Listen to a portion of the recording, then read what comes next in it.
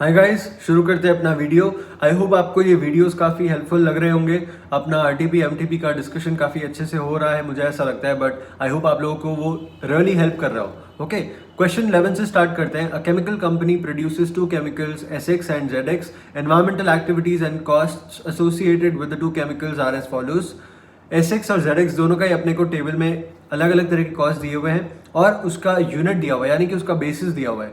सो SX के लिए हमने जैसे for example packaging material use किया 80,000, वहीं पे ZX के लिए यूज़ किया 40,000। ये केजीज में दिया हुआ है और अपने को पैकिंग मटेरियल कॉस्ट दिया हुआ है 3,60,000। सो अपने को बेसिकली एलोकेशन करना पड़ेगा कॉस्ट का on the basis of suitable factors और फिर अल्टीमेटली अपने को कैलकुलेट करना है जो रिक्वायर्ड में दिया हुआ है। We have to calculate environmental cost per KG for each chemical produced by the company.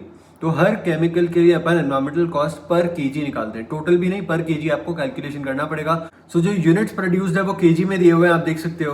तो आप divided by total number of units produce से करोगे तो आपका पर केजी निकल जाएगा, राइट। So let's calculate. अपने को सबसे पहले जैसे पैकेजिंग मटेरियल उन्होंने दिया है 3,60,000 का और पैकिंग मटेरियल अपन ने यूज किया है 80,000 kgs for SX and 40,000 for ZX। सो 80:40 यानी कि 2:1 के रेशियो में 3,60,000 को डिवाइड करेंगे, एलोकेट कर देंगे। तो पैकेजिंग मटेरियल आ जाएगा 2,40,000 for SX and 1,20,000 for ZX, right. तो इस तरह से एलोकेशन पैकिंग मटेरियल का हो गया। फिर अपने को एनर्जी कॉस्ट दिया हुआ है और एनर्जी कंजम्पशन दिया हुआ है। I think energy kilowatt hours में दिया होगा। सो एनर्जी कंजम्पशन और एनर्जी कॉस्ट दिया हुआ है। सो एनर्जी कंजम्पशन के बेसिस पर कॉस्ट को एलोकेट कर दिया जाएगा। Release of toxins into air अपने को दिया हुआ है और फिर फाइन बताया हुआ है कि उसकी वजह से फाइन कितना लगा। सो उसको भी एलोकेट कर देंगे। पोल्यूशन कंट्रोल इक्विपमेंट का यूसेज और उसका ऑपरेटिंग कॉस्ट उसके बेसिस पर एलोकेशन हो जाएगा। सो अल्टीमेटली और total cost allocation will be there और उसको आप डिवाइड करोगे total number of units produced से, तो एनवायरमेंटल कॉस्ट पर केजी आ जाएगा आपका, राइट। सो बहुत ही सिंपल क्वेश्चन था, इंटरमीडिएट लेवल का क्वेश्चन था वैसे तो अगर देखा जाए तो, बट फिर भी क्योंकि एक नया क्वेश्चन हमको देखने को मिला, थोड़ा सा डिफरेंट हो गया, तो हमने इसको सॉल्व कर लिया, although it is a very simple question. चलते हैं अपने नेक्स्ट क्वेश्चन के ऊपर। Our next question is now starting from decision making. N2 company is the manufacturer and supplier of firefighting and safety equipment for industrial use and follows the international quality standards and uses the high grade raw material. It is a fast growing brand that protects millions of people across the India every single day. N2 has been offered a bid on a prospective export contract for 20,000 commercial fire extinguishers with following specification from USA buyer and the delivery terms is FOB. 2-gallon cylinder holding 10 pounds of multi-purpose dry chemical at 380 psi. N2 is exporting first time. The price computation per fire extinguisher is as follows. तो अपने को ये table दिया हुआ है और इसके अंदर अपने को पूरा कॉस्ट डेटा इन्होंने दे के रखा है। एट लास्ट अपने को ये बताया कि after quotation of USD 32.51 the buyer is negotiating the price and ready to pay only USD 28.5। So special export contract मिला है, हमने कोटेशन में दिया 32.51 but the buyer is asking to pay only 28.5 पर fire extinguisher. What is required from our side is to advise whether it is worth accepting of USD 28.5 considering other factors. तो सिर्फ financial नहीं, other factors के consider करते हुए भी हमें ये बताना पड़ेगा कि हम क्या एडवाइस देते हैं। सबसे पहले फाइनेंशियल पे जाते हैं। टोटल कॉस्ट अपने को दिया हुआ है 1980, ठीक है, क्योंकि स्पेशल ऑर्डर है तो मैं यहाँ पर मार्कअप हटा रहा हूँ। 1980 मेरा टोटल कॉस्ट है जिसके अंदर फिक्स्ड ओवरहेड्स 100 का इंक्लूडेड है, उसको एलिमिनेट करना पड़ेगा because it is not relevant, irrelevant cost है अपने लिए। सो 100 को हटा दिया तो 1880 आएगा। ये है उल्टा तरीका जो मैं आपको बता रहा हूँ, बट जब आप आंसर लिखोगे तो आपको शुरुआत से एक टेबल बनाना पड़ेगा, सारे वेरिएबल कॉस्ट आपको उसमें ऐड ऑन करने पड़ेंगे और अल्टीमेटली आपका आंसर आएगा 1880। वो 1880 को आप डिवाइड करोगे USD टू INR के एक्सचेंज रेट से, which is given to us is 67 rupees. So 1880 divided by 67 करता हूं तो 28.059 आता है, 28.06, जो कि डेफिनेटली 28.5 से कम है। तो हम लोग जब 28.06 पर भी अपना वेरिएबल कॉस्ट रिकवर कर पा रहे हैं, so 28.5 is definitely from the financial point of view worth accepting. So 28.5 में हम लोग एक्सेप्ट कर लेंगे order, considering the other factors. Other factors में क्या क्या लिख सकते हैं? सो कुछ ऐसे पॉइंट्स आप लिख सकते हो अदर फैक्टर्स के अंदर, जैसे कि सबसे पहले बायर का क्रेडिट वर्दीनेस क्या है, उसके बाद उससे लेटर ऑफ क्रेडिट अपने को पहले से लेके रखना चाहिए ताकि हम लोग इंश्योर करें अपना सेफ्टी। फेमा के प्रिंसिपल्स यहाँ पर आप साथ में लिख सकते हो कि आपको पर्टिकुलर टाइम पीरियड में उतना USD कलेक्ट करना होता है और इंडिया में लेके आना होता है, राइट। सो वो आप कर पाओगे या नहीं कर पाओगे, अकॉर्डिंगली उसका कहीं पे बुरा ट्रैक रिकॉर्ड तो नहीं है उसकी कंट्री के अंदर। तो इस तरह से अपन सारी चीज़ों को एवेल्युएट करेंगे पहले से, और फिर ये सारे अदर फैक्टर्स को साथ में लिखते हुए हम लोग लिखेंगे कि based on these factors we should advise कि उसको लेना चाहिए या नहीं लेना चाहिए, but from the financial point of view it is definitely worth accepting the order. Okay, so ये अपना आंसर जाता है। चलते हैं नेक्स्ट क्वेश्चन के ऊपर, which is very important question. इसको आप स्टार मार्क कर लीजिए, बहुत अच्छा क्वेश्चन है। Hotel Nikko, Zealand, an affordable leisure hotel resort, is an ideal retreat to escape, unwind, and enjoy peace of mind. Set amid expansive tropical greenery in the enclave of Zealand, Hotel Nikko is designed for pleasure, where services reign supreme and Italian-style architecture of its 25 classic rooms harmonize with nature. Hotel Nikko Zealand is a beachfront resort that features a good choice of swim-up pool bar, gym, and variety of restaurants. A wide array of water sport activities like surfing, sailing, jet skiing, etc. are available from beach operators of walking distance. The hotel is synonymous with enjoyment and value for money, with a large choice of very attractive all-inclusive packages. पूरा paragraph अपना waste कर दिया time, so let's ignore this paragraph. चलते हैं next paragraph के ऊपर। निको charges guests rupees ZD, okay, not rupees, ZD 2700 per room per night, irrespective of single or double occupancy. The variable cost is ZD 900 per occupied room per night. The Nikko is available throughout 365 days a year and has a 75% budgeted occupancy rate. Fixed costs are budgeted at ZD 9 million and are incurred evenly during the year. So 9 million का fixed cost incur किया जाता है evenly during the year as per budgets. During the second quarter, Q2 of the year, usually the room occupancy rates remain substantially below the levels expected at other quarters of the year. Nikko is expecting to sell 900 occupied room nights during Q2. Management is considering strategy to improve profitability, including closing the Nikko for the duration of Q2 or adopting one possible option as follows. तो ये paragraph में अपने को काफी details इन्होंने दिया हुआ है. The next point is there is scope to extend the Nikko by creating enough space to run a rustic chic Italian style restaurant to serve the guests. The annual revenues, costs and sales volume for the combined operations are given in the following graph. तो अपने को एक graph दिया हुआ है, इसको अपने को पढ़ के और यहाँ से डेटा इंटरप्रेट करना पड़ेगा.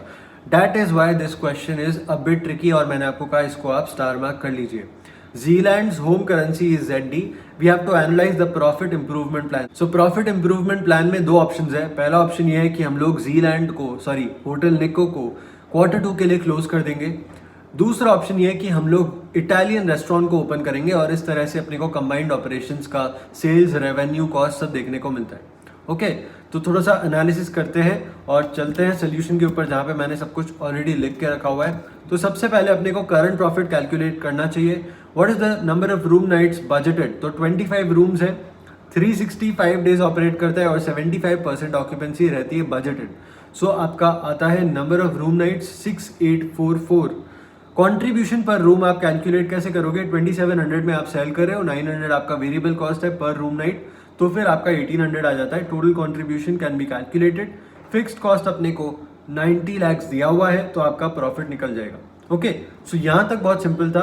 बट अब अपन जाते हैं ऑप्शन 1 के ऊपर. If we take the option 1 of shutting down during Q2, तो नंबर ऑफ रूम नाइट जो हम लोग Q2 में एक्सपेक्ट करें सेल करने का वो है 900. कॉन्ट्रीब्यूशन पर रूम इज 1800, तो आपका कॉन्ट्रीब्यूशन कितना कम हो जाएगा if you shut down hotel Nico for Q2 will be 16,20,000. Okay, और ऑप्शन 2 क्या है कि अपन एक इटालियन रेस्टोरेंट को ओपन कर ले. तो ये काफी अच्छा है. अपने को यहाँ पर देखने को मिलता है कि नंबर ऑफ रूम्स 8250 प्रपोज्ड है. ये कैसे पता चला? By looking at this graph. तो आप ये देख सकते हो, अपने को इस ग्राफ के अंदर 7500 यहाँ पर दिया हुआ है. सो 6000 से 7500 में 1500 का गैप है, यानी कि यहाँ पर एग्जैक्टली 750 होगा. ओके, सो 7500 से यहाँ तक जाने में भी 750 ऐड करना चाहिए. सो 7500 plus 750 is 8250. So this figure is 8250. 8250 पे आपका सेल्स यहाँ पर है 30 मिलियन के ऊपर. Alright, and total cost has been given to us. इसमें से फिक्स्ड कॉस्ट कितना है वो भी अपने को दिया हुआ है. ऑलराइट, तो वापिस से यहाँ पर आ जाते हैं. सो सेल्स इज 30 मिलियन और रेवेन्यू पर रूम अपन निकाल सकते हैं कैसे? 30 मिलियन डिवाइडेड बाय 8250। तो आपका आ जाएगा, आपका करंट था 2700 बट प्रपोज्ड कितना हो रहा है 3636.36। सो चेंज आपको डेफिनेटली यहाँ पर देखने को मिलता है। टोटल कॉस्ट हो रहा है आपका 23.75 मिलियन या फिर 2,37,50,000। उसमें से फिक्स कॉस्ट है 1,20,00,000 का। तो आपका करंट तो 90 lakhs का था और चेंजेस होके 1,20,00,000 का हो गया फिक्स कॉस्ट, तो वहां पर भी आपको चेंज देखने को मिलता है। वेरिएबल कॉस्ट आपने निकाल लिया, वेरिएबल कॉस्ट पर रूम भी आप निकाल सकते हो अब, क्योंकि आपको सिंपली डिवाइड करना पड़ेगा by the number of rooms.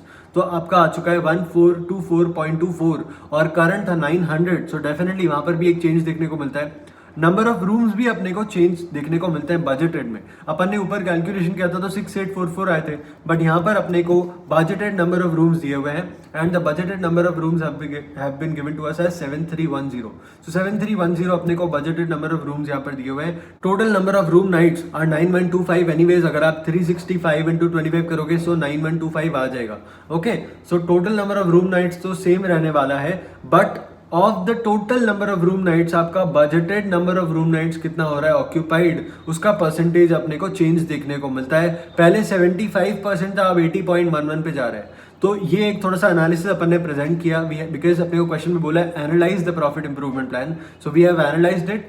Ultimately अपन ने लास्ट में उनको बताया प्रॉफिट कितना हो रहा है। सो प्रॉफिट नए वाले में अपन कैलकुलेट कर रहे हैं, सो आता है 41,70606 और अपने को एग्जिस्टिंग वाले में अपन ऑलरेडी कैलकुलेट कर चुके थे। It comes to 33,18,750।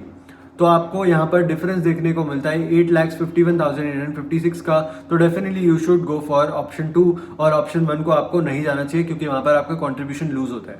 ऑलराइट, तो इस तरह से अपने को सोल्यूशन करना पड़ेगा। अगर आपको यहाँ पर लिखा है analyse the profit improvement plan, तो आपको एनालाइज करना पड़ेगा। आप सिर्फ और सिर्फ कैलकुलेट नहीं कर सकते कि इस तरह से अपना प्रॉफिट बढ़ गया है। Okay, so you have to analyse, give your analysis. ये मैंने आपको टेबल फॉर्म में दिया हुआ है, बट आपको एक्चुअल में इसको वर्ड फॉर्म में भी लिखना पड़ेगा। यानी कि अगर आप टेबल बनाते हो तब तो ठीक है, बट साथ में थोड़ा वर्ड भी डालो। अगर आप टेबल नहीं बनाते हो, सिर्फ प्रॉफिट दिखाते हो कैलकुलेट करके, तो भी चलेगा, पर आपको वर्ड्स में यानी कि एक पैराग्राफ दिखाते हुए पूरा एनालिसिस प्रेजेंट करना पड़ेगा। ऑलराइट, सो इसका आंसर डेफिनेटली आपको आईसीआई ने जो लिख के दिया है उसको एक बार रीड करना चाहिए कि उन्होंने अपना एनालिसिस को किस तरह से ड्राफ्ट किया है। ऑलराइट, ऑल्दो अपना आंसर जो है वो सही है, बिल्कुल करेक्ट है, अपन ने पूरा एनालिसिस यहाँ पे प्रेजेंट किया, बट अपन ने टेबल फॉर्म में किया, उनका वर्ड फॉर्म में होता है। और मैं हमेशा ये बात कहता हूँ कि आपको आईसीआई की लैंग्वेज को पकड़ना पड़ेगा और आईसीआई की लैंग्वेज को ट्राई करना पड़ेगा कि आप उसमें लिख पाओ। तो जितना ज्यादा आप उनके आंसर्स को पढ़ोगे उतना ज्यादा आप पिकअप करोगे उनका language and you'll be able to replicate it in your exams. Alright, तो आप इसका आंसर एक बार उनका पढ़िएगा कि उन्होंने लिखा कैसे है, ऑल्दो एक्सप्लेनेशन किस तरह से होता था और अपना इसका कॉन्सेप्ट क्या था वो मैंने आपको एक्सप्लेन कर दिया है। चलते हैं नेक्स्ट क्वेश्चन के ऊपर। The president of Automation Limited, a 150-person engineering company, decided it was time to fire the company's biggest client, although the client provided close to 60% of the company's annual revenue. Automation Limited decided that dropping this client was necessary. The client was profitable. The president of Automation Limited stated, "We cannot be a great place to work without employees, and this client was bullying my employees. Its demand for turnaround were impossible to meet, even with people working 7 days a week. No clients worth losing my valued employees." The initial impact on revenues was significant. However, Automation Limited was able to cut costs and obtain new customers to fill the void. Moreover, the drop client later gave Automation Limited 2 projects on more equitable terms. We are required to discuss the reasons behind dropping a profitable client by Automation Limited. तो सबसे पहले इसका discussion करते हैं। सो इसमें बात की जा रही है non financial considerations and ethics की, और यहाँ पर नॉन फाइनेंशियल कंसिडरेशंस को ऑटोमेशन लिमिटेड ज़्यादा इंपॉर्टेंस दे रहा है। वो ये बोल रहा है कि हम लोग ऐसे क्लाइंट के साथ में काम नहीं कर सकते हैं जो कि हमारे एम्प्लॉयज़ को वैल्यू नहीं करता, या फिर वो इस तरह के टर्म्स पे वर्क करना चाहता है जो कि हमारे एम्प्लॉयज़ के लिए फीजिबल नहीं है। We are not going to lose our valued employees, और अपन ने एम्प्लॉयज को अगर एक बार लूज कर दिया तो नए एम्प्लॉयज को लाने का खर्चा भी ज्यादा होगा और उस तरह के एम्प्लॉयज आपको शायद मिले या ना मिले। राइट, सो ये 2 पॉइंट्स को इन्होंने बहुत अहमियत दी है कि लोग एम्प्लॉयज को लूज नहीं करना चाहते, will give up a profitable client if that is the case there. तो इन्होंने एक क्लाइंट को छोड़ दिया जो प्रॉफिटेबल था, फिर भी उसको जाने दिया कि हम लोग आपके साथ में काम नहीं कर सकते। फिर उसकी वजह से इम्पैक्ट ये पड़ा कि इन लोगों का सर्विसेज डेफिनेटली अच्छा था और इनके एम्प्लॉयज भी सेटिस्फाइड थे, इसलिए वो लोग भी अच्छी तरह से काम कर सकते थे, राइट। अगर आप 7 दिन काम करते हो, अगर आपकी फर्म आपसे 7 दिन काम कराती है, 24/7 आपको कॉल करती है कि ये वाला रिपोर्ट भेज दो, तो डेफिनेटली आप लोग काम नहीं कर पाओगे। बट वहीं पे 5 days you'll be probably able to put up 8 hours, 9 hours, 10 hours, 11, 12 hours, even 12 hours you'll be able to put by yourself कि ठीक है मुझे ये काम कंप्लीट करना है, मैं बैठ जाता हूँ। सो एम्प्लॉयज के अंदर वो सेटिस्फैक्शन लाना जरूरी है, वो ऑटोमेशन लिमिटेड ने किया। And because of satisfied employees definitely उनका क्वालिटी अच्छा था, सर्विस क्वालिटी अच्छा था, और इसी वजह से अपने को देखने को मिलता है कि जो क्लाइंट इन्होंने छोड़ा था वही वापस से आके इनको और काम देता है और इक्विटेबल टर्म्स पे देता है। उसके अलावा भी इन्होंने शॉर्ट टर्म अप्रोच पे जाके नहीं सोचा कि हम लोग इस क्लाइंट को नहीं छोड़ते हैं, इस क्लाइंट को सेटिस्फाई करने के लिए जो कि प्रॉफिटेबल है हम लोग अपने एम्प्लॉयज को टॉर्चर करते हैं। उन्होंने ऐसा नहीं सोचा, उन्होंने लॉन्ग टर्म पर्सपेक्टिव से सोचा कि शायद ये प्रॉफिटेबल क्लाइंट जाएगा तो और कई सारे प्रॉफिटेबल क्लाइंट्स हमें मिल जाएंगे, जो कि हुआ भी, इनके रेवेन्यूज वापस से बढ़ने लगे थे। बट इन्होंने ये नहीं सोचा कि हम लोग अपने एम्प्लॉयज को जाने दें, बिकॉज अगर इनके वैल्यूड एम्प्लॉयज चले गए तो फिर इनको एक लॉन्ग टर्म इंपैक्ट पड़ेगा जो कि इनको शॉर्ट टर्म में शायद देखने को नजर ना आए। तो इन्होंने एक लॉन्ग टर्म पर्सपेक्टिव से सोच रखा और उस तरह से डिसीजन लिया। सो इस तरह से यहाँ पर इस आंसर में अपने को वर्ड प्ले करना है, जो अपने को सिचुएशन दिया है उसी के बारे में बार बार बातचीत करनी है और थोड़े बहुत इंपॉर्टेंट टर्मिनोलॉजीज को ऐड ऑन करना है। ऑलराइट, सो ये हो गया आपका डिस्कशन। उसके बाद आता है सेकंड पार्ट, जहां पर अपने को लिखना है 3 qualitative factors that management should consider in outsourcing decision और मेक और बाय डिसीजंस। तो इसके लिए आपको आउटसोर्सिंग के ऊपर जाके एक बार पढ़ना चाहिए, जो कि चैप्टर 2 या चैप्टर 3, आई थिंक चैप्टर 2 के अंदर है। चैप्टर 2 गेन शेयरिंग अरेंजमेंट के बाद में आउटसोर्सिंग का टॉपिक अपने को दिया हुआ है। वो आउटसोर्सिंग के टॉपिक के साथ में मैंने आपके साथ में एडवांटेजेस और डिसएडवांटेजेस डिस्कस किए थे। सो वो आउटसोर्सिंग का जो बेसिक डिसएडवांटेज एडवांटेज है वही फैक्टर्स अपने को लिखना है कि आउटसोर्सिंग की मदद से अपने को क्या फायदे मिल सकते हैं या फिर अपने को क्या नुकसान हो सकता है। कौन से फैक्टर्स, जैसे कि अपना कितना कॉन्फिडेंशियलिटी लूज होगा, या फिर अपन जिसको आउटसोर्स करके दे रहे हैं जो अपने लिए काम करेगा, क्या उसका रेपुटेशन अच्छा है, क्या वो लोग एथिकल कंसिडरेशंस को कंसिडर करते हैं, क्या उनकी वजह से हमारा रेपुटेशन खराब हो सकता है। तो इस तरह के कुछ फैक्टर्स हैं जो आपको कंसिडर कर लेने चाहिए। इसमें से आप 3 कोई से भी क्वालिटेटिव फैक्टर्स को मेंशन कर दीजिएगा। ऑलराइट, सो ये होता है अपना आंसर नंबर 14। क्वेश्चन नंबर 15 के ऊपर जाते हैं। SEZ limited produces 3 products S, Q and L which use the same resources but in varying quantities. Product S uses 1 unit of component P which is purchased from outside suppliers at rupees 120 per unit. Details of the 3 products are as follows. तो अपने को SQL का ये detail दिया हुआ है, annual demand कितना है, सेलिंग प्राइस कितना है, कंपोनेंट P लग रहा है, वो सिर्फ और सिर्फ कौन सा यूज कर रहा है, S यूज कर रहा है, राइट। डायरेक्ट मटेरियल लग रहा है, स्किल्ड लेबर लग रहा है, अनस्किल्ड लेबर लग रहा है, वेरिएबल ओवरहेड्स लग रहा है। बट आपको यहाँ पर एक ट्विस्ट देखने को मिलेगा, वो ये है कि annual fixed cost is 15 lakhs but maximum availability of skilled labour is 16,200 hours only. Other resources are sufficient to meet the annual demand. Engineering division of the company came forward with a proposal to make component P in house with the following cost breakup. तो अपने को component P को अगर घर में बनाना है, यानी कि अपन खुद बना रहे हैं अगर, और उसको आउटसोर्स नहीं कर रहे हैं, फिर परचेज नहीं कर रहे, तो फिर उस तरह से अपने को कॉस्ट पड़ेगा component P का। बट डेफिनेटली इसमें स्किल्ड लेबर भी यूज होता है और अपने को इवेल्युएट करना पड़ेगा कि अपन लोग कहाँ पर स्किल्ड लेबर को अप्लाई करेंगे, क्योंकि स्किल्ड लेबर का अवेलेबिलिटी अपने पास में 16,200 पर लिमिटेड है। ओके, सो ये अपने को टेबल दिया हुआ है, इसको आप एक बार रीड कीजिएगा। For in house component P there will not be any change in the annual fixed cost of the company. Fixed cost change नहीं होने वाला। Company can either buy the component P और make it in house. What is required from our side is to recommend the optimum production plan and profit for the year. Show calculation in support of your answer. तो चलिए इसका solution करते हैं। Question बहुत important है, star mark कर लीजिए। नवंबर 19 के पेपर में इसको पूछा गया था और इस क्वेश्चन के अंदर इन्होंने आउटसोर्सिंग और प्रोडक्ट मिक्स डिसीजन दोनों को मिक्स करके पूछा है। ठीक है, तो आपको दोनों कॉन्सेप्ट याद होने चाहिए साथ साथ में। चलिए सोल्यूशन के ऊपर चलते हैं।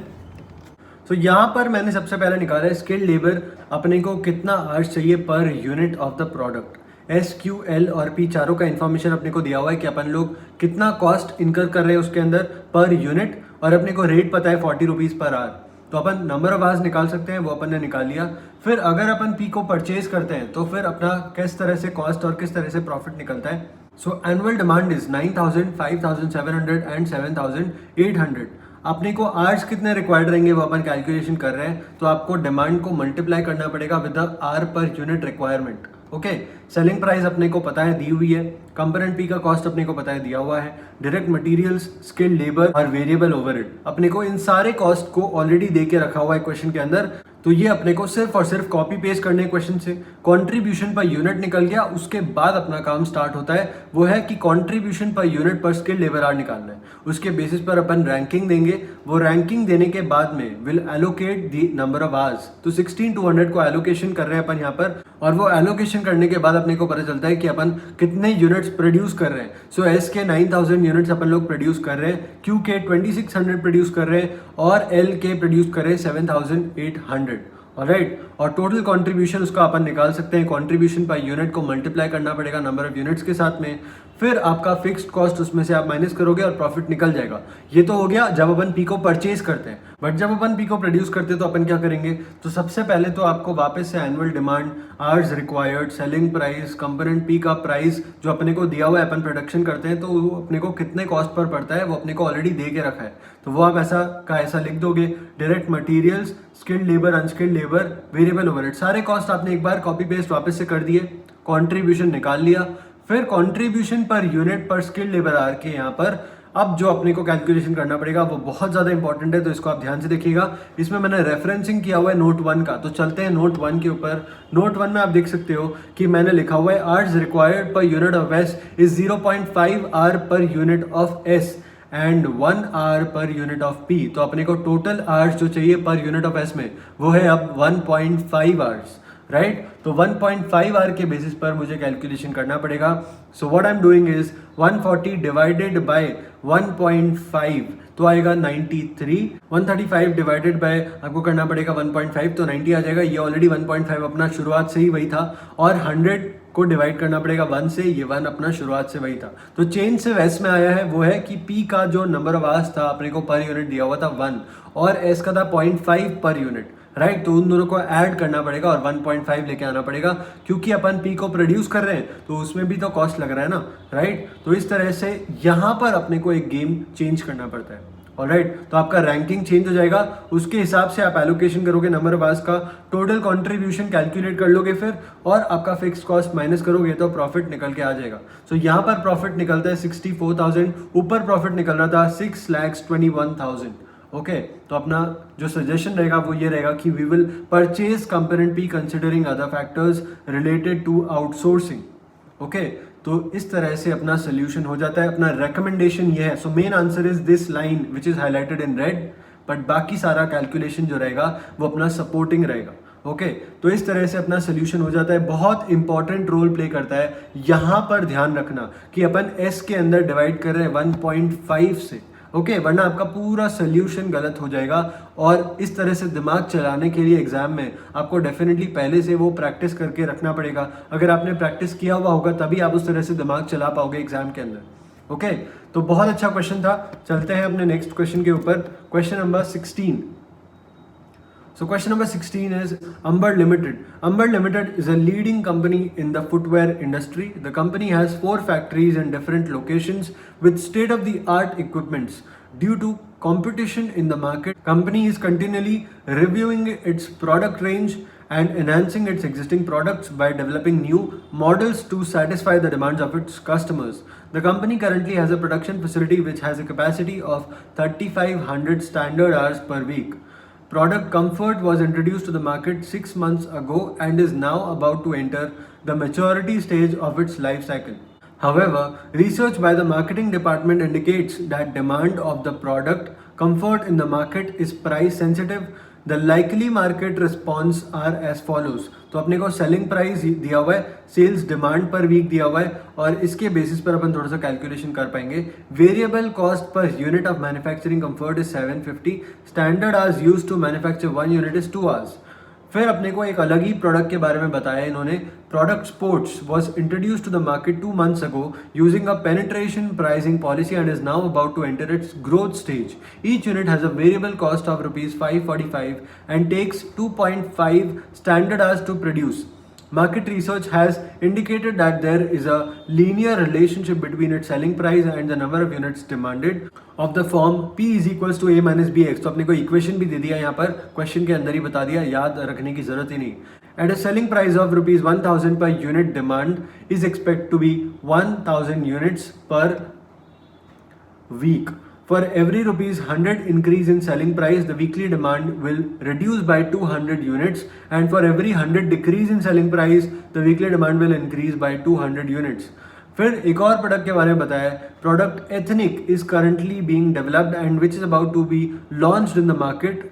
This is a highly innovative designer product which the company believes that it will have a revolutionary impact on the market and consumer behavior. The company has decided to use a market skimming approach to pricing this product during its introduction stage. तो अपने को 3 product के बारे में अलग अलग तरह की इन्फॉर्मेशन दी है, तीनों ही प्रोडक्ट अलग अलग स्टेजेस के अंदर है उनके, और उसके बारे में अपने को काफ़ी सारी डिटेल्स दी हुई है. What is required from my side is to first advice which of the above 5 selling prices should be charge for product comfort in order to maximise its contribution during its maturity stage. Second में अपने को बताया calculate the number of units to be produced of product sports in order to utilise all of the spare capacity from your answer to one above, and the selling price per unit of sports during its growth stage. Third में अपने को बताना है compare penetration and skimming pricing strategies during the introduction stage using product ethnic to illustrate your answer. तो completely theoretical आपको explain करना है penetration और skimming को compare करते हुए, और साथ में आपको ethnic को use करते हुए examples देने पड़ेंगे. So introduction stage में penetration और skimming को आप compare कर सकते हो. ये simply कोई भी नया product launch होता है तो कब penetration use करना चाहिए, कब skimming use करना चाहिए, ये comparison हो जाएगा. फिर फोर्थ पार्ट में पूछा explain with reasons for each of the stages of ethnics product life cycle the changes that would be expected in the average unit production cost unit selling price. तो ये हर stage के अंदर उसका production cost कैसे change होगा और selling price कैसे change होगा, ये रीजंस के साथ में आप एक्सप्लेन कीजिएगा. ये अपन ऑलरेडी कई बार डिस्कस कर चुके हैं अपने क्वेश्चंस के अंदर. सो ये भी आप इसको लिख सकते हो वापस से. चलते हैं फर्स्ट और सेकेंड पार्ट के ऊपर जहाँ पर अपने को कैलकुलेशन करना पड़ेगा. So first part, unit sold per week अपने को दिया हुआ है, सेलिंग प्राइस पर यूनिट अपने को दिया हुआ है 550, 1750 और वेरिएबल कॉस्ट भी अपने को दिया हुआ है. सो आपका कंट्रीब्यूशन पर यूनिट आ गया. टोटल कंट्रीब्यूशन सबसे ज़्यादा कहाँ पर है, तो वो आपको कैलकुलेशन करने के बाद पता चलता है कि 1150 यूनिट्स अगर आप सेल करते हो पर वीक तो आपका कंट्रीब्यूशन सबसे ज़्यादा रहता है. So based on that you will decide that your selling price should be 1450. बहुत ही सिंपल कैलकुलेशन था यहाँ तो. उसके बाद अपन यहाँ पर देख सकते हैं कि eight rupees 1450 per unit demand is 1150. तो अपने पास में स्पेयर कैपेसिटी कितना है, सो hours required are 2 per unit. तो टोटल कितना लग जाएगा 1150 के हिसाब से 2300, और टोटल आवर्स अवेलेबल है 3500. सो स्पेयर कैपेसिटी अपने पास में 1200 आवर्स का, और अपने को एक यूनिट अगर बनाना है स्पोर्ट्स का तो उसमें 2.5 आवर्स चाहिए. सो यूनिट ऑफ स्पोर्ट्स कितने बना सकते हैं 480 कैसे आया 1200 डिवाइडेड बाई 2.5. ओके, फिर P is equal to A minus BX को यूज करना है. P अपने को निकालना है, यानी कि प्राइस निकालना है कि कौन सी प्राइस पर अपन 480 यूनिट्स को सेल कर पाएंगे. ओके, सो 1500 पर आपका डिमांड कितना है 0. उसके बाद अपने को दिया है कि हर 100 में 200 का चेंज आ रहा है, और इसको अपन मल्टीप्लाई कर देंगे 480 के साथ में. P is equals to A minus B into X. तो X अपना 480 दिया हुआ है, B अपन ने निकाल लिया, और A अपने को 1500 दिया हुआ है. So P is equals to 1500 minus 240, और ये आ जाएगा आपका 1260. ओके, तो सिंपल था बहुत ही क्वेश्चन, बिल्कुल भी डिफिकल्टी नहीं हुई. डेफिनेटली इसमें थ्योरी जो पूछी जा रही है अपने से क्वेश्चन के अंदर, जो अपने को लिखनी पड़ेगी थर्ड और फोर्थ स्टेज में, थर्ड और फोर्थ पार्ट में, उसका मार्क्स हमेशा ज़्यादा रहेगा फर्स्ट और सेकंड के कंपैरिजन में. अच्छा, फर्स्ट में एडवाइस ये रहेगा कि अपने को अल्टीमेटली आपको एडवाइस करते हुए एक लाइन लिखनी पड़ेगी कि are selling price should be 1450. Okay, so advice करना है फर्स्ट पार्ट में, तो वो लाइन लिखनी होगी एडवाइस वाली. सेकंड में सिर्फ कैलकुलेट करना है, तो देयर इज नो प्रॉब्लम. कुछ कैलकुलेट करने के बाद आप कुछ नहीं लिखोगे तो चल जाएगा, बट फिर भी आपको डेफिनेटली आंसर लिखना चाहिए कि आपका सेलिंग प्राइस इतना आपको रखना है उसके लिए. ओके, कंपैरिजन एंड एक्सप्लेनेशन ये आपको लिखना है. इसका थ्योरी आपको याद कर लेना चाहिए. अपने को ऑलरेडी उन्होंने स्टडी मटेरियल के अंदर काफ़ी सारे क्वेश्चन दिए हुए हैं जिसके अंदर ये दोनों पार्ट्स उन्होंने पूछे हैं. ओके, तो आप उसके अलावा प्रोडक्ट लाइफ साइकिल को भी अच्छे से पढ़िएगा ताकि आपको ये सारे पॉइंट्स याद रहें. मैंने आपको पढ़ाते वक्त भी बताया था कि प्रोडक्ट लाइफ साइकिल के अंदर जो अपने को अलग अलग स्टेजेस के कैरेक्टरिस्टिक्स है और जो स्ट्रैटेजीज हैं वो याद ही कर लेनी एक तरह से, क्योंकि वो पूछी जाती है कहीं ना कहीं पे. ओके, तो इस तरह से अपन इस क्वेश्चन को सॉल्व करते हैं। Let's take a short break here और उसके बाद में फिर अपन चलते हैं अपने अगले क्वेश्चंस के ऊपर।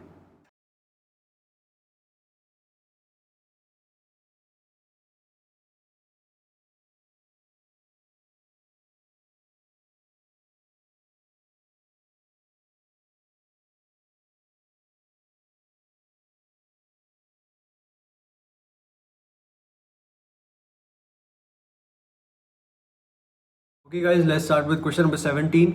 Name any two competition based pricing methods. तो दो competition based pricing method का नाम बता देते हैं। गोइंग रेट प्राइसिंग मेथड हो गया एक, और दूसरा हो गया सील्ड बिड प्राइसिंग मेथड। रट्टा था एकदम, अपन ने जो भी पढ़ा था अपने प्राइसिंग डिसीजन के अंदर अलग अलग टाइप के मेथड्स कौन से होते हैं, उसके अंदर से आपको दो नाम बताने हैं जो कि कंपटीशन बेस्ड के अंदर कवर किए जाते हैं। कंपटीशन बेस्ड के अंदर हमने दो ही पढ़े हैं, एक सील्ड बिड और एक गोइंग रेट, राइट। तो वो दोनों का नाम यहाँ पर बताना है, दोनों को एक्सप्लेन करने के लिए भी नहीं पूछा है, we have to only name them. Second part में पूछा है recommend the pricing strategy to be adopted with reference to the following situations, we are not required to explain the reasons. तो सिर्फ अपने को वापस से नाम लिखना है। बहुत ही ज़्यादा इन्होंने एक ऐसा क्वेश्चन दिया है जिसमें अपन लोग बहुत अच्छा स्कोर कर सकते हैं अगर क्वेश्चन आ जाता है रिपीट होके। तो सबसे पहले, star coffee shop follows the practice of keeping the price of its coffee और service artificially high in order to encourage favorable perceptions among buyers based solely on the price। तो premium pricing charge कर रहा है ये। Sky TV gave away their satellite dishes for free in order to set up a market for them। So penetration pricing यहाँ पर ये use कर रहा है। Princeton Hotels Limited follows a competitive pricing method। So competitive है तो दो ही है, sealed bid और going rate, under which it tries to keep its pricing at an average level charged by the industry। तो going rate अपने को पता चल गया। Edison Enterprises has piled up stocks in large quantities and the market price has fallen। तो यहाँ पर market price गिर चुका है, इसके पास में बहुत क्वांटिटी है, सारा स्टॉक को सेल करने के लिए इसको प्राइस कम रखना पड़ेगा। सो सजेशन दे सकते हैं कि आप अपना मार्जिनल कॉस्ट पे सेल करो प्रोडक्ट, या फिर मार्जिनल कॉस्ट से कम प्राइस पर सेल करो। ओके, सो ये सजेशन हो जाता है। नेक्स्ट पॉइंट है एक्वा एलएलपी का। Aqua LLP follows a new product pricing strategy through which company makes profitable sales by selling out few units. तो स्किमिंग प्राइसिंग स्ट्रेटजी ये यूज कर रहा है। उसके बाद आता है X limited produces product x, a revolutionary product, and as a reward for innovation and for taking first initiative which price strategy should X limited adopt. तो इसको क्या अडॉप्ट करना चाहिए? प्रीमियम प्राइसिंग, क्योंकि रेवोल्यूशनरी प्रोडक्ट लेके आया है और इसको इनोवेशन का रिवॉर्ड मिलना चाहिए, फर्स्ट इनिशिएटिव का रिवॉर्ड मिलना चाहिए। इसके लिए वो कौन सा स्ट्रेटजी यूज करेगा? Premium pricing. Established company has recently entered the stationery market segment and launched quality paper for printing at home and office। So established industry है but फिर भी उसने एक नया मार्केट के अंदर एंटर किया है, स्टेशनरी मार्केट। और मुझे नहीं लगता स्टेशनरी मार्केट में प्राइस प्रीमियम कोई भी चार्ज कर सकता है। सो प्रोबेबली यहाँ पर मार्केट प्राइसिंग ये अडॉप्ट कर सकता है।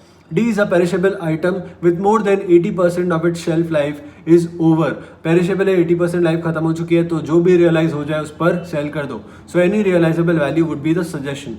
नेक्स्ट क्वेश्चन पे आते हैं। B Steels is a leading manufacturer of a flat and long products and have state-of-the-art plants। These plants manufacture value-added products covering entire steel value chain, right from coal mining to manufacturing pig iron, billets, HR coils, black pipe, GI pipe, cable, tapes, etc. Conforming to international standards, the rock-solid foundation combined with non-stop upgradation and innovation has enabled the B Steels to surpass its goals constantly। Its vision and values for sustainable growth is balancing economic prosperity and social equality while caring for the planet। It is preparing its balanced scorecard for the year 2018-19। It has identified the following specific objectives for the 4 perspectives। So 4 perspective के इसने इतने सारे objectives निकाल के रखे हुए हैं। अपने को probably हर perspective के हिसाब से कौन सा objective fit होता है वो शायद अपने को एक टेबल में बताना पड़ सकता है। B Steels has collected key performance indicators also to measure progress towards achieving its specific objectives। The KPIs and corresponding data collected for the year 2018-19 are as follows. तो अपने को KPI भी इसने निकाल के दिया हुआ है, गोल और एक्चुअल, और आई थिंक ये इनके ऑब्जेक्टिव से रिलेट कर रहे हैं। उसके बाद में इसने इस तरह का कुछ स्कोर कार्ड का रिपोर्ट मांगा है। सो बैलेंस स्कोर कार्ड का रिपोर्ट कुछ इस तरह से अपने को बनाना पड़ेगा, जहां पर हर पर्सपेक्टिव का ऑब्जेक्टिव लिखना है, KPI लिखना है, गोल कितना था, एक्चुअल कितना हुआ और गोल अचीव किया या नहीं किया। Okay, so what is required from our side is to prepare this report, और अपने को सिलेक्शन करना पड़ेगा ऊपर दिए गए ऑप्शंस में से। उसके बाद अपने को बोला है B steels desires to integrate sustainability and corporate social responsibility related KPIs in their balanced score card to adhere vision and values. Advise B steels using TBL framework. So TBL framework से आप advice कीजिएगा CSR में उसको, और sustainability वाले जो points है उससे रिलेटेड जो केपीआईज वो कौन से ऐड कर सकते हैं अपने बैलेंस स्कोर कार्ड के अंदर, और उसके विजन और वैल्यूज किस तरह के रहने चाहिए। सो टीबीएल फ्रेमवर्क का थ्योरी यूज कीजिएगा और यहाँ पर आप लिख दीजिएगा। चलते हैं अपने फर्स्ट पार्ट के ऊपर, जहां पर अपने को आइडेंटिफाई करना है कौन सा ऑब्जेक्टिव कौन सा पर्सपेक्टिव के लिए और कौन सा केपीआई कौन से ऑब्जेक्टिव के लिए। ओके, तो वही अपन डिसाइड कर रहे हैं। सो सबसे पहले फाइनेंशियल पर्सपेक्टिव है, अपने को ऑब्जेक्टिव्स में दिया हुआ है इंक्रीज ग्रॉस मार्जिन। तो डेफिनेटली ग्रॉस मार्जिन का फंडा फाइनेंशियल पर्सपेक्टिव से ही लिंक करता है, कस्टमर से, इंटरनल बिजनेस पर्सपेक्टिव से और लर्निंग एंड ग्रोथ से नहीं करता है। सो फाइनेंशियल ऑब्जेक्टिव्स को ढूंढना मेरे हिसाब से सबसे आसान होता है। जब बात आती है इंटरनल बिजनेस की और लर्निंग एंड ग्रोथ की तो शायद थोड़ी सी डिफिकल्टी हो सकती है, बट फाइनेंशियल अपने को क्लियर कट समझ में आता है कौन सा फाइनेंशियल पर्सपेक्टिव के लिए जाता है। Increase profitability of core product line, जब प्रॉफिट की बात आती है, ग्रॉस मार्जिन की बात आती है तो फाइनेंशियल ध्यान में आता है, इसलिए फाइनेंशियल पर्सपेक्टिव में ये चले जाएंगे। उसका केपीआई क्या हो जाएगा कि ग्रॉस मार्जिन ग्रोथ परसेंटेज क्या है, core product line profit as a percentage of core product line sales. तो प्रॉफिटेबिलिटी का यहाँ पर कैलकुलेशन हो रहा है, यही दोनों इसके केपीआई बन जाते हैं। गोल कितना है अपने को दिया हुआ है, एक्चुअल कितना दिया हुआ है, कॉपी पेस्ट करना है and then if the actual is more than goal तो अचीव किया, और अगर कम हुआ तो नहीं अचीव किया। ओके, फिर आता है कस्टमर। तो अपन ने यहाँ पे ऑब्जेक्टिव रखा हुआ है increase number of customers, increase customer retention. Okay, so retention भी तो कस्टमर में चले जाएगा। उसके लिए केपीआई कौन सा हो सकता है, नंबर ऑफ कस्टमर्स के लिए हो जाएगा नंबर ऑफ कस्टमर्स, और कस्टमर रिटेंशन के लिए हो जाएगा कि कितने ज्यादा रिपीट कस्टमर्स आ रहे हैं। ओके, तो उसका परसेंटेज फॉर्म में इन्होंने गोल दिया हुआ है, एक्चुअल दिया हुआ है, और फिर अपने को यहाँ पर बताना पड़ेगा कि गोल अचीव किया या नहीं किया। वही फंडा है, ज्यादा है तो अचीव कर लिया, कम है तो अचीव नहीं कर पाए। ओके, फिर है internal business perspective, improve post sales service, increase plant safety, improve employee job satisfaction, improve employee morale. तो ये चारों में बाइफिकेशन करना थोड़ा सा डिफिकल्ट हो सकता है। अगर आप अपने प्रोसेस को एनहांस कर रहे हो तो जाएगा इंटरनल बिजनेस प्रोसेस में, बट अगर आप कुछ नया बना रहे हो, कुछ इनोवेटिव बना रहे हो, ओके, तो वो जाएगा लर्निंग एंड ग्रोथ के अंदर। ओके, तो यहाँ पर आप अपने प्रोसेस को इंप्रूव कर रहे हो। जब अपन बात करते हैं प्लांट सेफ्टी की या फिर पोस्ट सेल सर्विस की, तो वो आपका जाना चाहिए इंटरनल बिजनेस प्रोसेस के अंदर, और उसके रिलेटेड केपीआई क्या हो जाएगा, पोस्ट सेल सर्विस का तो हो जाएगा कि एवरेज रिप्लेसमेंट टाइम हम लोग कितना ले रहे हैं। सो वो आपका पोस्ट सेल सर्विस के इंप्रूवमेंट के अंदर केपीआई बन सकता है। प्लांट सेफ्टी के अंदर अपन देख सकते हैं कि कितने एक्सीडेंट्स हुए। लर्निंग एंड ग्रोथ में चले जाएगा improve employee job satisfaction and improve employee morale. So job satisfaction के लिए जाएगा कि वो सेटिस्फैक्शन रेटिंग कितना देते हैं, और मोरल में देख सकते हैं अपन turnover rate. Employee turnover rate अगर हाई हुआ तो फिर डेफिनेटली मोरल कम है, बट कम हुआ तो फिर डेफिनेटली ज़्यादा है। तो अपन यहाँ पर देख सकते हैं कि गोल अपन ने अचीव किया या नहीं किया। जैसे कि एवरेज रिप्लेसमेंट टाइम अपना गोल था 2 दिन का, बट एक्चुअल 1.5 डेज का हुआ, तो यहाँ पर अपन ने अचीव कर लिया। यहाँ पर वो वाला फंडा नहीं लग रहा है कि ज़्यादा है तो अचीव किया, कम है तो अचीव नहीं किया। यहाँ पर उल्टा हो जाता है, right. Number of plant accidents, अपने गोल था 0 होना चाहिए, बट एक्चुअल में 2 हो गए, तो अपन ने गोल अचीव नहीं किया है। एम्प्लॉय सेटिस्फैक्शन का रेटिंग का अपना गोल था 1, बट उन लोगों का एक्चुअल में मिला 1.2, तो उन्होंने अचीव नहीं किया है। जहां पर अपने को ब्रैकेट में दिया हुआ है 1 to 5 with 1 being the most satisfied, तो 1.2 यानी कि उनका 1 सेटिस्फैक्शन से तो कम सेटिस्फैक्शन था, राइट, 1.2 पे, तो गोल अचीव नहीं कर पाए। लास्ट में एम्प्लॉय टर्नओवर, तो 2% का इनका गोल था, बट 3% हुआ है, तो डेफिनेटली अचीव नहीं कर पाए। ओके, तो सिंपल सा टेबल था। मेन जो इसके अंदर कॉन्सेप्ट है वो ये है कि आप पर्सपेक्टिव के हिसाब से ऑब्जेक्टिव आइडेंटिफाई कर पा रहे हो या नहीं कर पा रहे हो, और फिर उसके हिसाब से केपीआई आइडेंटिफाई कर पा रहे हो या नहीं कर पा रहे हो। बस वही इस क्वेश्चन के अंदर मेन पार्ट है, और ये क्वेश्चन काफ़ी आसान हो जाता है। उसके बाद जो डेफिनेटली अपने को टीबीएल वाला पूछा हुआ है, उसके लिए आपको टीबीएल का जो थ्योरेटिकल पोर्शन है वो लिखना पड़ेगा। साथ में आप जितने ज़्यादा उसमें एग्जाम्पल्स दे सकते हो उस पॉइंट के लिए, तो आपका आंसर और ज़्यादा इंप्रूव हो जाएगा। ओके, तो चलते हैं अपने नेक्स्ट क्वेश्चन के ऊपर। Question number 19, LNG Limited has 3 divisions. Its desired rate of return is 14%. The operating assets and income for each division are as follows. अपने को operating assets दिया है, operating income दिया है, फिर LNG Limited has rupees 8 lakh of additional cash to invest in one of its divisions. The divisional managers have identified investment opportunities that are expected to yield the following ROIs. तो अपने को expected ROI बताया हुआ है additional investment का. L के लिए रहेगा 16%, N के लिए रहेगा 12% और G के लिए रहेगा 15%. So we have to first calculate the present ROIs for each division और अपने को बताना है कि कौन सा division manager सबसे ज़्यादा ROI प्रोवाइड करता है. फिर based on the ROI we have to identify the division manager जो कि सबसे ज़्यादा ईगर रहेगा to accept the additional investment fund. और सिमिलरली बताना है based on the ROI we have to identify कौन सा डिवीजन मैनेजर है जो लीस्ट ईगर रहेगा to accept additional investment fund. फिर we have to state the division जो कि ऑफर कर रहा है best investment opportunity for LNG limited, यानी कि पूरे कंपनी को कौन सा डिवीजन बेस्ट अपॉर्चुनिटी दे रहा है इन्वेस्टमेंट का. We have to discuss the conflict between requirements of 2 and 4 above. उसके बाद अपने को लास्ट में एडवाइस करना है how the RI performance measure could be use to motivate the managers to act in the best interest of the company. तो इसमें सबसे इंपॉर्टेंट बात जो ध्यान रखने की है वो ये है कि सिर्फ और सिर्फ इस क्वेश्चन के लिए इन्होंने माना है कि ऑपरेटिंग एसेट्स का जो अमाउंट है वही इन्वेस्टमेंट है. ओके, सो ऑपरेटिंग एसेट्स को इन्होंने इन्वेस्टमेंट माना हुआ है. सो आपका ROI का जो कैलकुलेशन रहेगा वो रहेगा operating income upon operating assets. Okay, so वो बात इस क्वेश्चन के अंदर ध्यान रखने वाली है क्योंकि अपने को अलग से इन्वेस्टमेंट तो दिया हुआ नहीं है. So we have to assume operating assets as investment. Alright, so operating income upon operating assets आप करोगे, हर एक का ROI निकल जाएगा. वो ROI अपन ने फर्स्ट पार्ट में कैलकुलेट कर लिया, उसमें सबसे ज़्यादा जिसका आएगा वो आप मेंशन कर दोगे कि ये डिवीजन मैनेजर सबसे ज़्यादा ROI प्रोवाइड कर रहा है. उसके बेसिस पर अपन ये बता सकते हैं कि कौन सा डिविजनल मैनेजर बहुत ज़्यादा ईगर रहेगा या फिर सबसे कम ईगर रहेगा to accept the additional funds. तो थोड़ा सा कैलकुलेशन ओरली कर रहे हैं और ओरली अपन डिस्कशन कर रहे हैं इस सोल्यूशन में. ओके, सो हर एक का मैं ROI कैलकुलेट कर रहा हूँ. 345,600 डिवाइडेड बाय 19,20,000. आप भी साथ में कर सकते हैं. इसका आ रहा है 18%. फिर N का भी कर लेते हैं, तो वो आता है 16.5% और G का भी कर लेते हैं and that comes to 13.6%. So 18, 16.5 and 13.6. So definitely जो सबसे ज़्यादा ईगर रहेगा वो रहेगा अपना G वाला डिविजनल मैनेजर क्योंकि उसका प्रेजेंट ROI है 13.6 और एडिशनल फंड्स की वजह से उसका हो जाएगा 15%. राइट, सो वो एडिशनल फंड्स में उसको 15 मिल रहा है, सो उसका ओवरऑल ROI 13.6 से इंक्रीज हो जाएगा. बट वहीं पे अगर आप देख रहे हो L का या N का देख रहे हो तो N का 16.5 है और उसको एक्सपेक्टेड ROI इस पे 12 मिल रहा है तो डेफिनेटली उसका कम हो जाएगा. और L का 18% है, यहाँ पे उसको 16% मिल रहा है तो उसका भी कम हो जाएगा. सो लीस्ट ईगर कौन सा रहेगा वो अपने को कैसे पता चलेगा.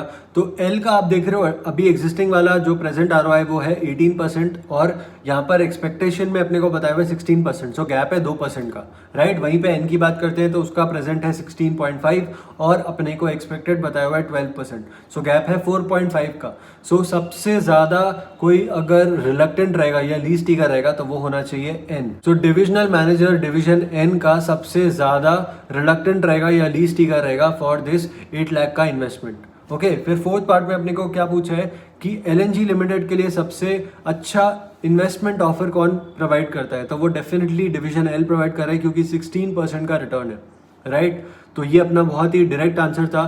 फिफ्थ पार्ट में अपने को बताना है discuss the conflict between requirements of 2 and 4 above. So fourth में अपन लोग देख रहे हैं LNG लिमिटेड के पर्सपेक्टिव से, बट सेकंड पार्ट में ये बात देखी जा रही है कि जो डिवीजन G का जो डिविजनल मैनेजर है वो बोलेगा कि आप मुझे प्रोवाइड करो वो 8 लाख का एडिशनल इन्वेस्टमेंट और उस पर जो रिटर्न आएगा 15% का वो मेरे ओवरऑल ROI को इंक्रीज कर देगा. वहीं पे L बोलेगा कि मुझे नहीं चाहिए क्योंकि वो रिड्यूस कर देगा. बट इसके केस में ओवरऑल जो ऑर्गेनाइजेशन है वो 1% का रिटर्न खो देगा. सो ये एक डिफरेंस अपने को देखने को मिलता है. दिस इज द कॉन्फ्लिक्ट और ये प्रोवाइड करता है अपने को सब ऑप्टिमल डिसीजन मेकिंग, यानी कि ROI की वजह से जो कॉन्फ्लिक्ट अराइज होता है सब ऑप्टिमल डिसीजन मेकिंग होता है. यहाँ पर उस बात का डिस्कशन करना है और उससे रिलेट करते हुए आपको 6th पार्ट में लिखना है RI कैसे उस प्रॉब्लम को सॉल्व कर सकता है. राइट, तो RI के बेसिस पर आपको एक्सप्लेनेशन देना पड़ेगा जैसे अपन ने मेन टॉपिक के डिस्कशन के टाइम पे डिस्कस किया था कि कैसे आप RI को यूज करके ये बता सकते हो कि ROI के कॉन्फ्लिक्ट्स को वो रिमूव करता है. ओके, ROI और RI में बहुत बेसिक सा डिफरेंस है। ROI कंपैरिजन करने में हेल्प करता है, RI के बेसिस पर हम लोग कंपैरिजन नहीं कर सकते, बट ROI के बेसिस पर सब ऑप्टिमल डिसीजन मेकिंग हो सकता है।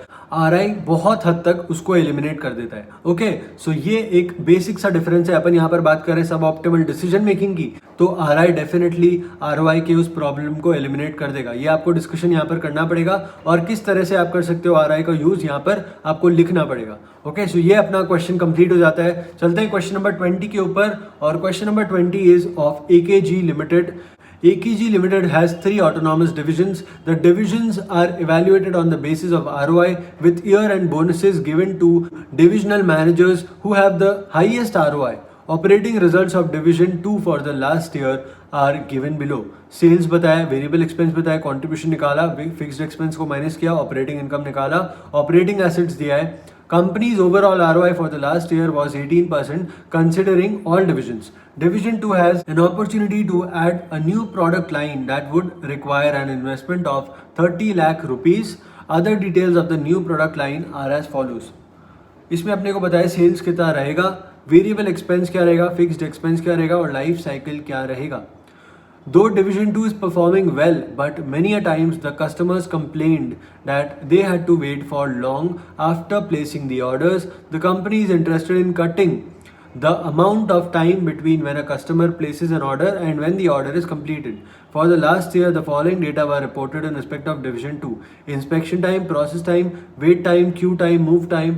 In addition to financial performance measures, the company wishes to introduce a variety of non-financial performance measures.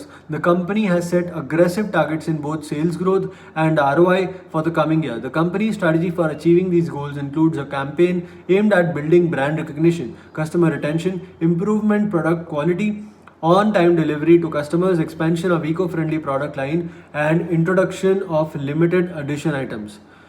बहुत सारा डेटा इस क्वेश्चन के अंदर अपने को दिया हुआ है। उसके बाद पूछा है calculate the last years ROI of division 2, वो कैलकुलेशन अपन कर सकते हैं।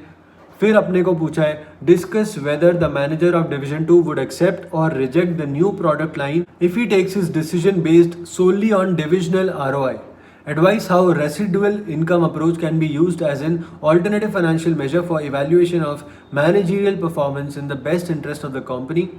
Calculate manufacturing cycle efficiency and interpret the result. State what percentage of the production time is spent in non-value added activities. Calculate the delivery cycle time. Calculate the new manufacturing cycle efficiency if by using lean production all queue time can be eliminated. तो बहुत सारे calculations अपने को इसमें करने हैं। चलते हैं अपने solution के ऊपर। अपने को प्रॉफिट बताया, नेट एसेट बताया, so we can simply calculate the ROI by using the formula profit upon net asset. 16,80,000 divided by 52,50,000, ये आएगा 32%। ओके, सो ये फिगर्स में अगर किसी को भी डाउट है, वैसे तो आपने ये ओपन करके रखा होगा, बट यहाँ पर अपने को डेटा दिया हुआ है 1680 एंड 5250। फिर ROI of new product line, तो ये अपन कैलकुलेशन कर रहे हैं। 90 लाख का सेल्स है, वेरिएबल कॉस्ट है 58,50,000, कॉन्ट्रीब्यूशन निकल गया, फिक्स्ड कॉस्ट अपने को दिया हुआ है, प्रॉफिट निकल गया, इन्वेस्टमेंट बताया 30 लाख, तो return on the proposed line आप निकाल सकते हो। ओके, तो क्या वो विलिंग रहेगा? डेफिनेटली नॉट, क्योंकि उसका एग्जिस्टिंग ROI है 32%, बट उसका प्रपोज लाइन पे ROI आता है 21% का, so he will be unwilling to invest. Manufacturing cycle efficiency अपने को कैलकुलेट करने के लिए बोला है, तो आपको याद होगा फॉर्मूला अपन ने डिस्कस किया था अपने मेन लेक्चर्स के अंदर। So processing time upon inspection time plus process time plus queue time plus move time plus wait time, तो ये आ जाएगा आपका 11.67%। इंटरप्रिटेशन क्या रहेगा कि 88.33% of the time activities add no value. Okay, delivery cycle time निकाल रहे हैं, तो अपने को कितने दिन लग रहे हैं वो अपन कैलकुलेशन कर रहे हैं। सो अपने को यहाँ पर बताया हुआ है क्वेश्चन के अंदर कि अपने को कितने दिन लगने वाले हैं, ये अपन बता सकते हैं यहाँ पर नंबर ऑफ डेज के बेसिस पर। 0.5, 2.8, 16, 4 एंड 0.7, इन सबको ऐड कर रहे हैं। सो ये सारे ऐड कर लेते हैं, अपना आ जाएगा 24 days. 0.5, 2.8, 4, 0.7 and 16 days. So 24 days आपका डिलीवरी साइकिल टाइम हो जाता है। रिवाइज्ड MCE में से आपको पूरा कैलकुलेशन ऊपर वाला रखना है, सिर्फ और सिर्फ क्यू टाइम को आपको हटा देना है, यानी कि 4 जो अपने लग रहे थे 4 डेज, वो आपको एलिमिनेट कर देना है, तो आपका रिवाइज्ड MCE आ जाएगा 14%। इसका इंटरप्रिटेशन अपने से पूछा नहीं है। उसके अलावा अपने को एक पॉइंट में उन्होंने बोला है कि आप एडवाइस करो कैसे आरआई के बेसिस पर हम ऑल्टरनेटिव फाइनेंशियल मेजर्स को यूज़ करेंगे और इवेल्युएट करते हैं मैनेजरियल परफॉर्मेंस, तो वो अपने कंपनी के इंटरेस्ट में रहेगा। तो ये वही सिमिलर पॉइंट है जैसा ऊपर वाले क्वेश्चन में अपन ने देखा। तो उसी तरह से आपको ये भी आंसर लिखना पड़ेगा कि आरआई कैसे इस प्रॉब्लम को सॉल्व कर सकता है। ओके, चलते हैं अपने नेक्स्ट क्वेश्चन के ऊपर। I am taking more questions today, क्योंकि अपना लेक्चर अभी छोटा सा ही हुआ है और हम लोग ज़्यादा क्वेश्चंस कवर कर सकते हैं। The triple bottom line recognizes that a company's performance should not only be viewed in terms of its ability to generate economic profits for its owners, but also by its impact on people and the planet for its long-term economic and social viability. XYZ Limited has recently undertaken initiatives towards sustainability as below. Reduced the amount of plastic usage in the peanut butter jars, provided financial support to hospital run by local authority in the vicinity of the factory, constructed solar powered warehouse, generate profit for the company's shareholder, started child care unit for the benefit of women employees as well as for the neighborhood community. So we have to explain all the dimensions of TBL और इसमें से identify करना पड़ेगा कि कौन सा people, planet और profit में जाता है। तो चलते हैं अपन आइडेंटिफिकेशन के ऊपर। सारे डायमेंशंस को एक्सप्लेन आप थियोरेटिकली पढ़ोगे और उसके बाद आप कर सकते हो, राइट। सो सबसे पहले reduce the amount of plastic should go for planet. Second में provided financial support to hospital run by local authority should go to people. Third is constructed solar powered warehouse, तो ये जाएगा आपके planet के अंदर। Generate profit for the company shareholder, ये जाएगा profit के अंदर। And the last point is started child care unit for benefit of women employees and neighbourhood community, तो ये भी जाएगा पीपल के अंदर। ओके, सो इस तरह से हमने आइडेंटिफिकेशन कर दिया। जो एक्सप्लेनेशन का पार्ट है वो आप थ्योरेटिकली पढ़ोगे पहले और उसके बाद उसको आप लिख सकते हो। ऑलराइट, चलते हैं नेक्स्ट क्वेश्चन के ऊपर। क्वेश्चन नंबर 22, यहाँ से डिविजनल ट्रांसफर प्राइसिंग स्टार्ट होता है, तो हम लोग 21 पर स्टॉप करते हैं। Divisional transfer pricing chapter number 9, फिर 10, 11 एंड 12 ये अपन ले लेते हैं अगले लेक्चर के अंदर। आज का वीडियो हम लोग यहाँ पर एंड करते हैं एंड आई होप आप लोगों को ये वीडियोस काफ़ी हेल्प कर रहे होंगे। Thank you so much, bye guys, see you tomorrow.